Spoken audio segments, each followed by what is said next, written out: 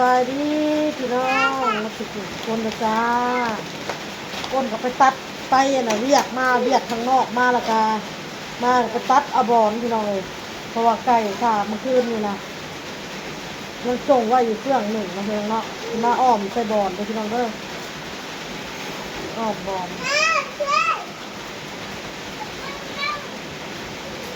เข้าโต๊ะสะอ้อนแล้วอยากแข่งมันพ้นแล้ว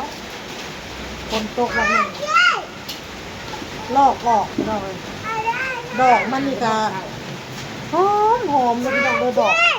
โอ้ยมีแต่เสียงแต่นี่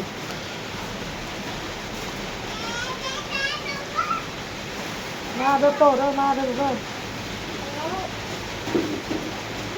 ตาขมิ้นเมิดมือเลยมือนี่พี่น้องเลยสงสัยสิได้หั่นกันแท้อ้นก็ว่าจากเข่าสวรรค์กันในที่พี่น้องสวรรค์ในเข่าเสียมีสวรรค์น่ะในเข่าใหญ่เสียอะไรกว่าสิผ้าของเข่าสวรรค์ครับในที่แล้วว่าผ่าทอดมือสิส่งสการเป็นสีเข่าพี่น้อง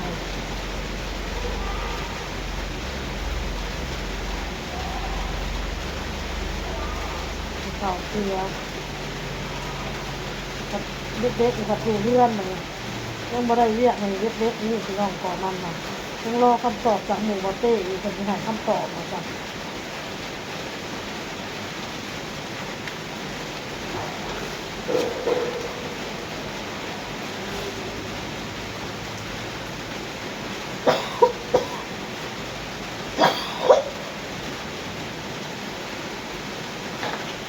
เอาเพื่อนโอนแล้วพี่น้องเริ่มบอลกันทำสิปุ๊กคนเนี่ยคนกันนอนมาจากหลบกวนมาถึงเนาะอยากหลบกวนเอื้อยพี่น้องพอเราก็เอาบอลในเพื่อนนี่แหละไปปลูกแล้วมันติดแต่มันเนี่ยสิจะเอาน้ำลายมาปลูกขึ้นแบบนี้เพราะของเฮามันดับเลยของเฮามันดับแล้วใครจะโอนเอาไปปลูกน้องกระจันระดับหมดเลย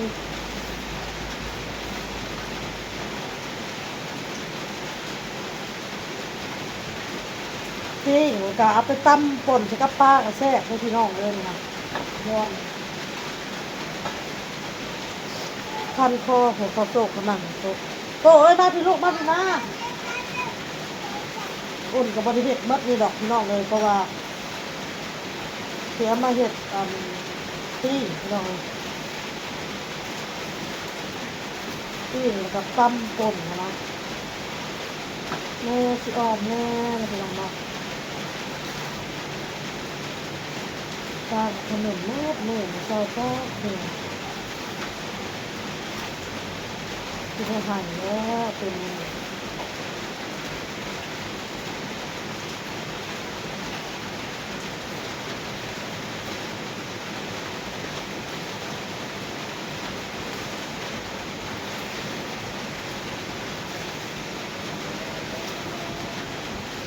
มันเป็นบอลหวานด้วยพี่น้องเด้อบอลเด้อมันบริพันธ์พี่น้อง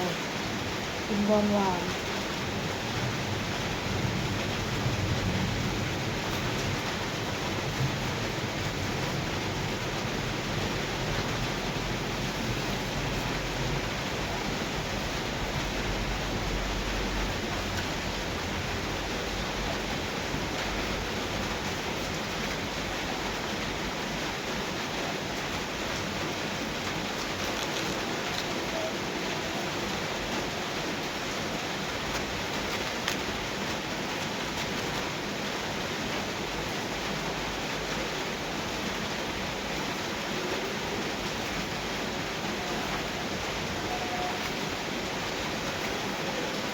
หลอกออกเป็นล่าง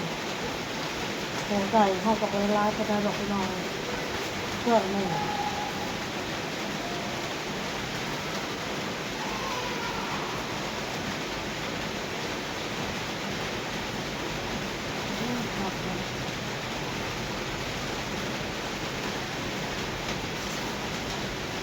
แต่เขาไปอ่อมไปยังแรกละกา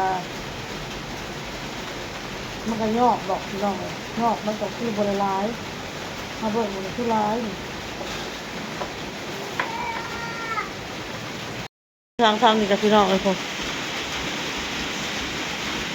ให้ห้องเมจิตกะหิวข่าวและผลกินข่าวกับแจวพี่น้องอ้นกำลังเห็ดกินเลยพี่น้องเด้อนี่บอนกันหลังจากที่ลอกออกมาแล้วก็อ้นกับไปล่างแล้วก็ตัดเป็นท่อนมานี่มาอ้อมสไก่เลยพี่น้องไก่เขายังเผือกหนึ่งนะพี่น้องเนาะนี่อ้นจะมาอ้อมนะพี่น้องเด้อฝนกระตกมดมือมดเว้นพี่น้องเบิ่งฝนพี่น้องเอ้ยตกอยู่กันซ่านย่อยหน้าย่อยตาอยู่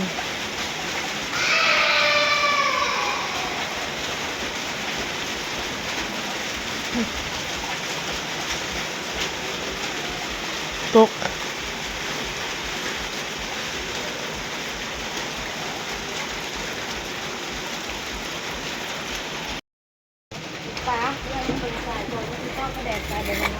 ใส่ปลาแดกได้อ้อมพี่น้องอ้นสิมาอ้อมไก่น้องอ้นก็สิว่าพี่น้องให้มันนั่นสุกซะก่อนข้าวเบื่อก็เอาลงเด้อใส่น้ำปลาก็เป็นนัวพี่น้องมีแต่อ้นสิตองปลาแดกใส่บัดอ้นก็สิมาตองปลาแดกซะเด้อพี่น้องเด้อ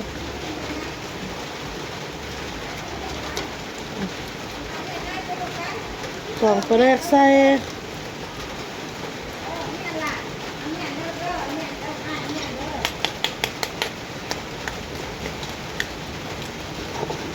คือสิบ่เค็มหรอกเนาะลาบมันเค็มพี่น้อง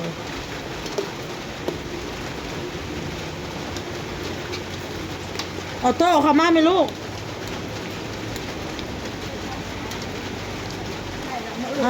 บาดนี้พี่น้องเลยใส่บอลเด้อพี่น้องเด้อ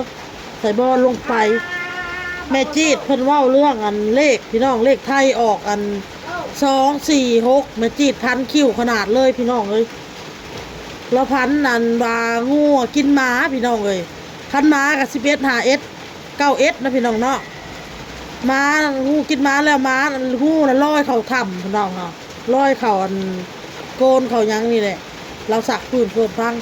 แนมเข้าไปในถ้ำเนาะเห็นเสือ2 โตพี่น้องเอ้ยออกเลขเสืออลีออกเลขลัก2อีก246อีกเพิ่นทันบอกว่าซื้อแม่เราบอกอ้นนี่แหละอ้นก็เลยว่าบ่ได้ซื้อเฮาบ่มีเงินเฮาบ่ได้ซื้อเลขอ้นก็เลยว่านี่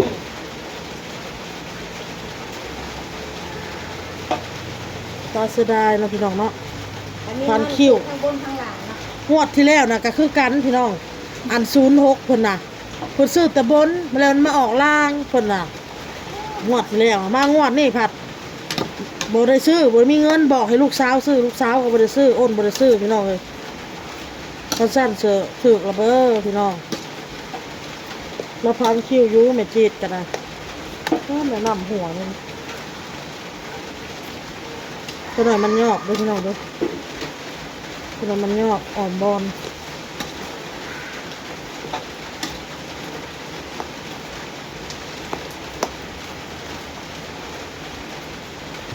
ป้าผดผักอะไรพี่น้องเลยฮะอ้นกับซีเห็ดให้มันเปื่อยๆด้วยพี่น้องด้วยเปื่อย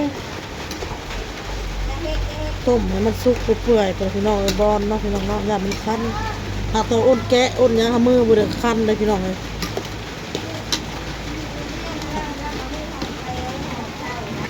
บางคนน่ะก็จะแกงก็จะใส่ส้มน้ำได้พี่น้องใส่ส้มใบมะขามบ่ใส่ส้มมานะแกงบ่มันมีส้มแต่อ้นน่ะบ่ได้ใส่เลยนะพี่น้องเลยค่ะบ่ใส่นี่เนาะเพราะบอลมันเป็นบอลหวานอยู่แล้วนะ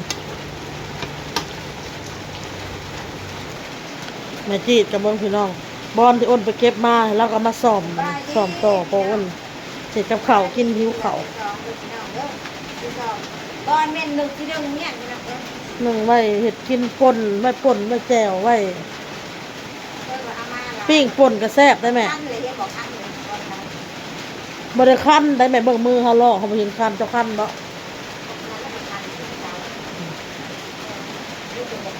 เขาบริคันแล้วค่ะเบิ่งพี่น้องเบิ่งซอยคอยแน่แผงผลจะเสร็จอะไรพี่น้องอ้นกับจะอยากเห็ดกินแน่อ้นโตอยู่กะไปเอ้ยหมกไว้ เปลี่ยนเครื่องแล้ว ได้แล้วผสม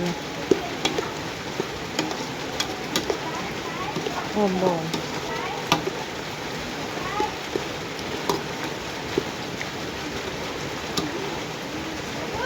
ใส่ผักนางตู่ลงในตรงนี้